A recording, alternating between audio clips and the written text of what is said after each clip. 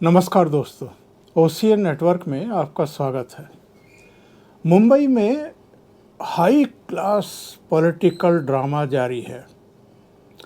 शरद पवार, जिन्होंने कुछ दिन पहले अध्यक्ष पद से इस्तीफा देने की पेशकश की थी और लगे हाथ एक 15 सदस्यीय कमेटी का गठन भी कर दिया था कि वो ये तय करेगी कि अब एनसीपी का अगला अध्यक्ष कौन होगा, उस कमेटी की आज बैठक थी। और बैठक के बाद प्रफुल्ल पटेल ने मीडिया को संबोधित किया। उन्होंने कहा कि साहब, कमेटी ने पवार साहब का इस्तीफा अस्वीकार कर दिया है और उनसे कहा है कि वो अपना कार्यकाल पूरा करें। उनका कहना था कि पिछले साल ही पवार साहब को 5 साल के लिए अध्यक्ष चुना गया था, अभी तो 1 साल ही हुआ है और जो मौजूदा हालात हैं उनमें पवार साहब का अध्यक्ष बना रहना आवश्यक है, उनका मार्गदर्शन मिलते रहना आवश्यक है। अब 2-3 सवाल खड़े होते हैं। पहला सवाल तो ये खड़ा होता है कि ये 15 सदस्यीय कमेटी बनाई किस काम के लिए गई थी। शरद पवार की अगर माने तो उन्होंने ये कमेटी बनाई थी कि नया अध्यक्ष चुनो। अब ये कमेटी अगर ये कह रही है, जैसा मीडिया में आ रहा है कि पवार साहब का इस्तीफा इस कमेटी ने नामंजूर कर दिया है, तो क्या ये हाई पावर कमेटी है? क्या ये एनसीपी की सर्वोच्च ऐसी कमेटी है जो लोगों के इस्तीफों पर विचार करती है, या इसका काम बस इतना था कि नए अध्यक्ष का नाम प्रस्तावित करे कि ये अध्यक्ष हो सकते हैं? उनमें भी 2-3 नाम हवा में तैर रहे थे।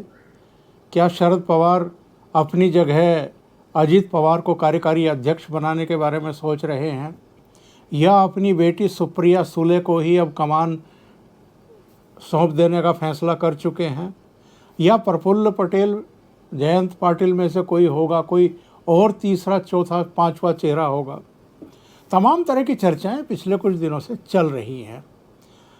अब इस कमेटी ने कहा कि नहीं, पवार साहब ही बने रहें। पवार साहब भी 2 दिन पहले उनके हवाले से ये बयान आया कि वो पुनर्विचार करने के लिए तैयार हो गए हैं। तो फिर सवाल ये है कि शरद पवार ने ये इस्तीफे का नाटक किया ही क्यों? और नाटक भी कैसे समय किया, जब 2 मई को इनकी आत्मकथा पार्ट 2 का विमोचन होना था या उसको जारी किया जाना था। जब वो सारा समारोह हो गया, उसके बाद इन्होंने कहा कि मैं अध्यक्ष पद से इस्तीफा देना चाहता हूँ, नई पीढ़ी को अब जिम्मेदारी सौंपना चाहता हूँ। तमाम तरह की बातें इन्होंने वहाँ पर कही।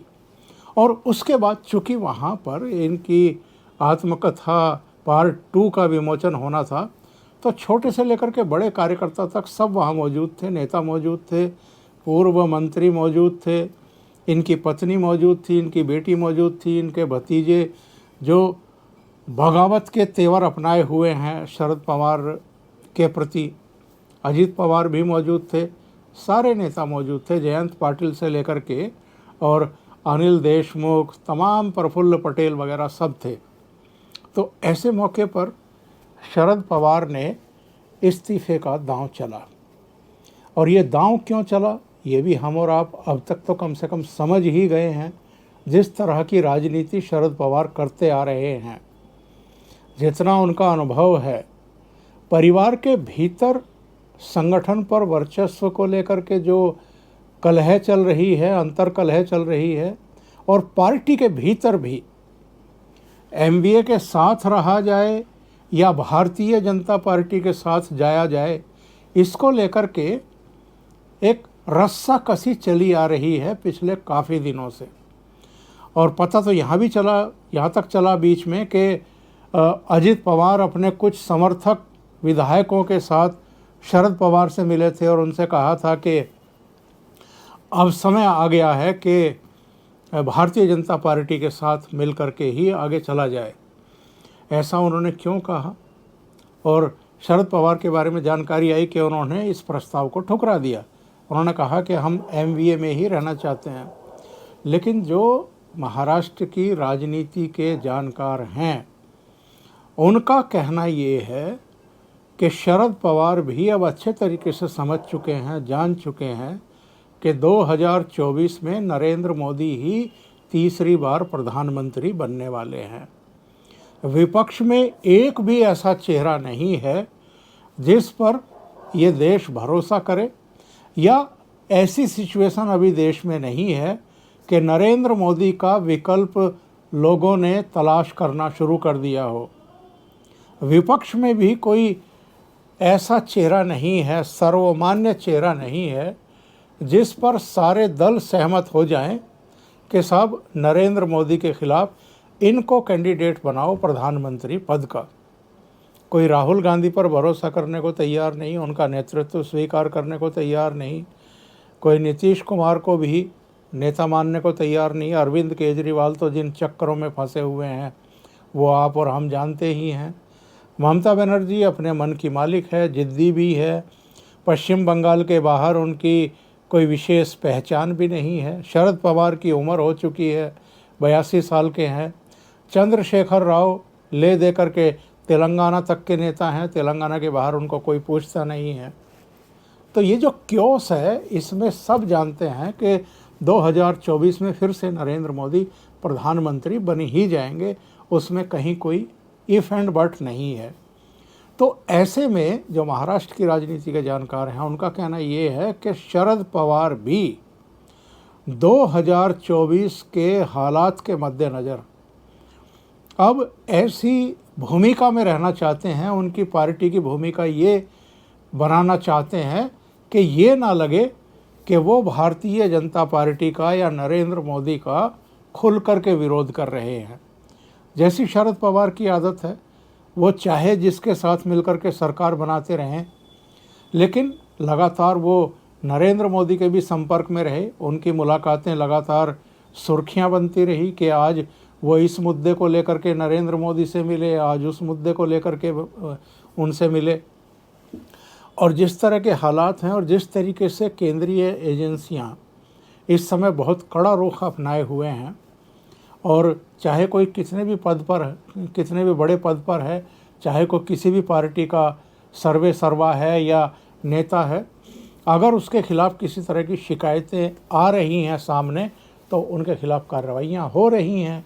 तो ऐसे में भी ये चर्चाएं चल रही हैं कि शरद पवार शायद अध्यक्ष पद पर बने रहें और अपने भतीजे यानी अजित पवार को वो कार्यकारी अध्यक्ष बना दें, क्योंकि अजित पवार के इधर जो बयान आए हैं वो प्रधानमंत्री नरेंद्र मोदी को सपोर्ट करने वाले हैं। उनकी डिग्री को लेकर के जो सवाल खड़े किए गए, इसके अलावा भी एक आध मुद्दे उछालने की कोशिश की गई, तो उस पर भी अजित पवार ने स्टैंड लिया, और वो स्टैंड नरेंद्र मोदी के प्रो था।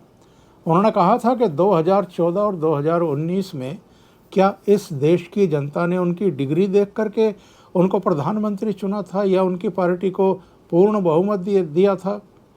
उनका कहना ये था कि ये प्रधानमंत्री का व्यक्तित्व है, कृतित्व है, जिसके चलते उनको लगातार जनता का समर्थन मिल रहा है और वो लगातार 2 बार प्रधानमंत्री बने हैं, पूर्ण बहुमत के साथ बने हैं। दूसरा मसला जो आया था उस पर भी उन्होंने स्टैंड लिया। जब ईवीएम का सवाल खड़ा किया गया तो भी उन्होंने यही कहा कि ये बेकार का मुद्दा है, और ऐसे बहुत सारे राज्य हैं जहां गैर भाजपा सरकारें भी इस समय काम कर रही हैं, तो अगर ईवीएम में ही ये खराबी होती तो फिर वहाँ सरकारें कैसे बन जाती। बहुत सारी बातें ऐसी रही हैं बीच में, और ये भी सब जानते हैं कि देवेंद्र फडणवीस और अजित पवार के जो संबंध हैं वो बहुत अच्छे हैं। बहुत सारी ऐसी घटनाएं घटी हैं जब ये अच्छे संबंध प्रमाणित भी हुए हैं।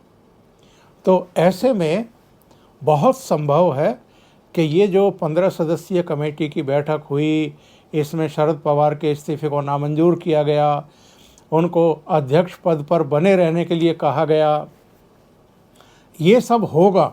और शरद पवार तो पुनर्विचार के लिए कह ही चुके थे। तो ये पॉलिटिकल जो ड्रामा चला था इस्तीफे का, ये एक तो जो पार्टी में अंतर्कलह शुरू हो गई थी, इनके साथ रहा जाए उनके साथ रहा जाए, दूसरे संगठन पर वर्चस्व का प्रश्न भी खड़ा हो गया था और अजित पवार को कोई पद दे करके रोके रखने का भी एक उपक्रम उनको करना था, एक रास्ता खोजना था कि कहीं वो भारतीय जनता पार्टी में ही शामिल ना हो जाएं, जैसी कि चर्चाएं चल रही थी। हालांकि अजित पवार ने साफ तौर पर ये कहा कि मैं एनसीपी में रहा हूँ और मरते दम तक रहूँगा। इसके बावजूद तमाम तरह की चर्चाएं चलती रही। संजय राउत ने भी सामना में तमाम लाठियां भांजी, बैटिंग की उनके खिलाफ। अभी भी 2 दिन पहले ही उन्होंने कहा कि अजित पवार राज्य के मुख्यमंत्री बनना चाहते हैं, लेकिन यूज एंड थ्रो होगा उनके साथ। आज हो सकता है ये हो जाए, कल उनके साथ क्या होगा कह नहीं सकते हैं। और ये सब चर्चाएं क्यों चल रही हैं? क्योंकि सुप्रीम कोर्ट से फैसला आना है एकनाथ शिंदे समेत 16 विधायकों की योग्यता अयोग्यता पर, और उस पर भी 2 तरह की राय चल रही हैं कि सुप्रीम कोर्ट क्यों ऐसा फैसला करेगी। सुप्रीम कोर्ट तो ज़्यादा से ज़्यादा जो स्पीकर हैं उनको कहेगी कि भाई आप फैसला करिए, और स्पीकर उनको अयोग्य क्यों घोषित करेंगे? उनको क्या ज़रूरत है? सरकार को अस्थिर करने की क्या ज़रूरत है? लेकिन ये कहा जा रहा है कि Bharatiya Janata party plan B पर काम कर रही है। अगर कोई ऐसी परिस्थितियाँ निर्मित हो जाएं कि इन 16 विधायकों की सदस्यता चली जाए, यानी मुख्यमंत्री एकनाथ शिंदे भी अयोग्य घोषित हो जाएं, तो उसके बाद एनसीपी के जो एमएलए अजित पवार के साथ एनसीपी छोड़ करके भारतीय जनता पार्टी के साथ आने को तैयार हैं, फिर उनको लेकर के और अजित पवार को या तो उप मुख्यमंत्री या मुख्यमंत्री बना करके सरकार को आगे चलाया जा सकता है, बचाया जा सकता है। तमाम तरह की चर्चाएं हैं। लेकिन ये जो इस्तीफा प्रकरण हुआ है शरद पवार का, इससे एक बार यही सिद्ध होता है कि शरद पवार जो है वो जानते हैं कि अगर पार्टी के भीतर अलग अलग राय बन रही हैं तो उसको कैसे, पूरी पार्टी को कैसे एकजुट किया जा सकता है, इन चीज़ों को नेपथ्य में धकेला जा सकता है। अगर परिवार के भीतर जूतम पेजार शुरू हो गए हैं, मतभेद शुरू हो गए हैं, जैसा कि पिछले काफ़ी समय से ये चर्चा चल ही रही है कि अजित पवार और शरद पवार के बीच में सब कुछ ठीक ठाक नहीं है।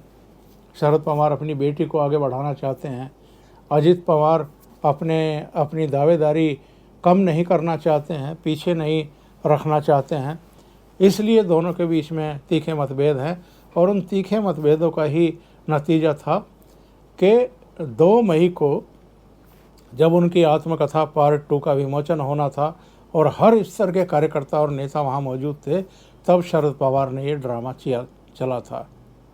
अब देखते हैं, ऐसा लगता है कि शरद पवार अध्यक्ष बने ही रहेंगे, और अजित पवार और सुप्रिया सुले जो उनकी बेटी है, हो सकता है दोनों को संगठन में कोई दायित्व सौंप दिए जाएं, ताकि दोनों ही अभी संतुष्ट हो जाएं और पार्टी में, परिवार में जो एक बिखराव का आलम दिखाई दे रहा था उसको भी अंकुश में लिया जा सके।